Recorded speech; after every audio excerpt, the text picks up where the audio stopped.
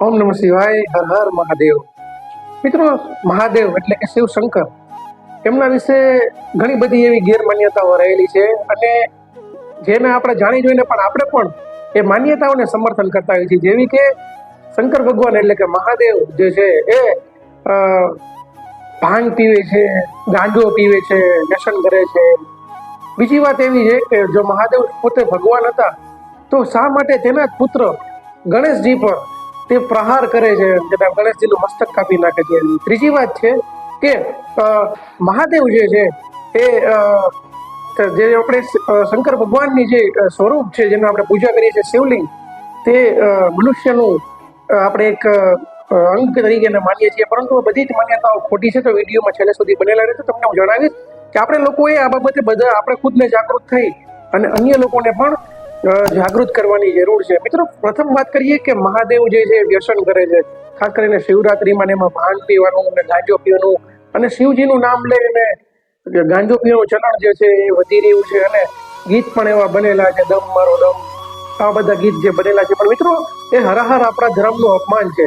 શિવજી એ ક્યારેય આપણે કોઈ પણ ગ્રંથમાં ગાંજો પીવાનું કે વ્યસન કરવાનું શિવજીએ એ ક્યારેય પણ લખવામાં ક્યાંય પણ દેખાડવામાં આવ્યું નથી. શિવજી જ્યારે સમુદ્ર મંથન થઈ રહ્યું હતું ત્યારે એમાંથી રત્નોની સાથે સાથે હળહળ વિષ નીકળે છે, જે ક્યાંય પણ કોઈ પણ તેને પચાવી શકે એમ નહોતું, કોઈ પણ તેને રાખી શકે એમ નહોતું. ત્યારે એ વિષ એ છે એ આપણા મહાદેવે પીધું અને પોતાના કંઠમાં રાખીને મહાદેવ નીલકંઠ કહેવાના હતા. અને આ પીડાથી, તેની અગ્નિથી, તેની જે અગ્નિ હતી હરાહર વિષની, એ અગ્નિથી તેને રાહત આપવા માટે આપણે જેને ઠંડાઈ કહીએ એટલે કે ભાંગ ને ધતુરો એક ઔષધિ તરીકે એને પીવામાં આવ્યું હતું, જેથી કરીને એની જે હરાહર વિષની જે અગ્નિ છે તેમાં તેમને રાહત મળે. એટલા માટે દેવતાઓએ તેમને ઔષધિ તરીકે ભાંગ અને ધતુરાને આપ્યા હતા, વ્યસન તરીકે નહીં. એટલે કે મહાદેવ જે છે એ વ્યસન કરતા નથી અને કોઈને વ્યસન કરવા માટે મોટિવેટ પણ કરતા નથી. સાધુ સંતો જે ગાંજોને પીવે છે એનું એક અલગ રીઝનથી પીવે છે, એમાં મહાદેવને આ વાતને ક્યાંય લેવા દેવા નથી. મિત્રો, બીજી વાત જે છે એ છે ગણેશજીનું એ મસ્તક કાપી નાખે છે. તો મિત્રો, એનું રીઝન હતું એક શ્રાપના કારણે. એ વસ્તુ સૂચવે છે કે શ્રાપ જે છે, સાચા ઋષિ મુનિઓનો શ્રાપ એ દરેક લોકોએ એનો સામનો કરવો જ પડે છે. મિત્રો, વાત છે ઋષિ કશ્યપની, જેમને મહાદેવને શ્રાપ આપ્યો હતો. શા માટે?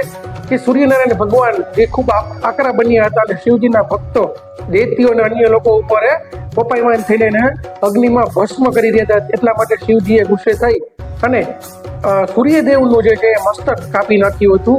અને સૂર્યદેવ છે ઋષિ કશ્યપના પુત્ર હતા અને ઋષિ કશ્યપે દુઃખી થઈ અને શિવજીને શ્રાપ આપ્યો હતો કે જેમ હું પુત્ર વિયોગમાં દુઃખી છું અને એનું મસ્તક કાપી નાખ્યું, એમ એક દિવસ તમે પણ તમારા પોતાના પુત્રનું મસ્તક એ કાપી નાખશો અને તમને ત્યારે અહેસાસ થશે કે પુત્રનો વિયોગ કેવો હોય છે. અંતમાં મહાદેવ દેવતાઓને બધાની વિનંતી સાંભળી અને સૂર્યદેવને પુનર્જીવિત કરે છે. એટલા માટે જ્યારે એકવાર શંકર ભગવાન જ્યારે આવે છે ત્યારે પાર્વતીજી જ્યારે સ્નાન કરી રહ્યા હોય છે અને ગણેશજી છે તે બારે દ્વારપાલ તરીકે ઊભા હોય છે અને શિવજી આ શ્રાપના કારણે ભૂલી જાય છે અને એ ઓળખી નથી શકતા કે ગણેશજી છે એમના પુત્ર છે અને ગુસ્સામાં થઈ એમનું મસ્તક કાપી નાખે છે.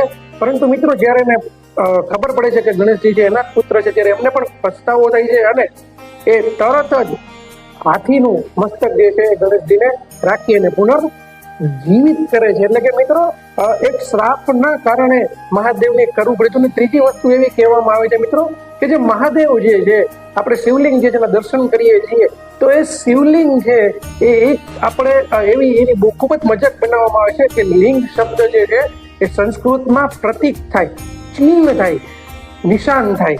એટલે કે શિવલિંગ છે એ શિવજીનું એક પ્રતીક છે અને કહેવાય ને કે અનંત બ્રહ્માંડનું એક પ્રતીક છે. મિત્રો, આદિ અનાદિ શક્તિ જે છે શિવ છે, એટલે કે શિવ જે છે એ નિરાકાર છે અને શંકર છે એ તેમનું એક સ્વરૂપ છે. એટલે કે શિવલિંગ જે છે એક ચિહ્ન છે. આપણે કેમ કોઈ પાર્ટી હોય જેમ કે ભાજપ હોય, કોંગ્રેસ હોય, તો એ બધાના ભાજપનું ચિહ્ન છે કમળ છે, કોંગ્રેસનું ચિહ્ન પંજો છે. એ રીતના એક ચિહ્ન છે એને કોઈ આપણે શરીરના અંગ સાથે એને કંઈ લેવા દેવા નથી. પણ આપણી લોકોની અંદર આવી બધી માન્યતાઓ રહેલી હોય છે કે શિવજીને જે છે એ લિંગ છે એટલે લોકો એનો મજાક બનાવતા હોય છે, તો આપણે પણ જાગૃત થવાની જરૂર છે.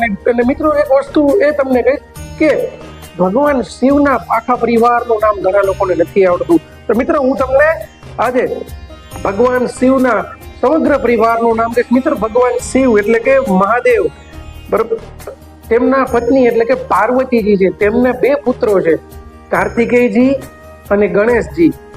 અને મિત્રો આ વસ્તુ કોઈને ખ્યાલ નથી કે એમને એક પુત્રી પણ છે કે જેનું નામ છે અશોક સુંદરી. અને મિત્રો 5 નાગ કન્યાઓ જેવી કે જયા, વિષહર, સામીલવારી, દેવ અને દોતાલી. મિત્રો 5 નાગ કન્યાઓ છે. અને ભગવાન શિવજીના ત્રિશુલનું આમ તો કોઈ નામ નથી, પણ વિજય તેનું નામ કહેવામાં આવે છે.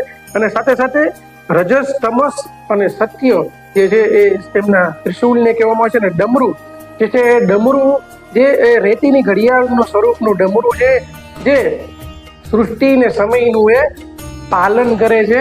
અને શિવજીનું જે ત્રિશુલ છે એ 3 આંખો વાળું હોય છે, કે જે શિવજીનું આ ત્રિશુલ જે છે એ એની 3 આંખો છે, જે ભૂતકાળ, વર્તમાનકાળ ને ભવિષ્યની દેખરેખ કરે છે. અને શિવજીના ગળામાં જે નાગ છે એ નાગનું નામ વાસુકી છે. અને એ નાગ જે છે એ નાગનો રાજા છે. એટલે કે મિત્રો ઘણી બધી માન્યતાઓ શિવજી વિશે રહેલી છે અને ઘણી બધી ગેરસમજો છે જે આપણે જાણીએ છીએ, પણ આપણે પણ તેમનો ભાગ બનતા હોઈએ છીએ, તો આપણે રોકીએ.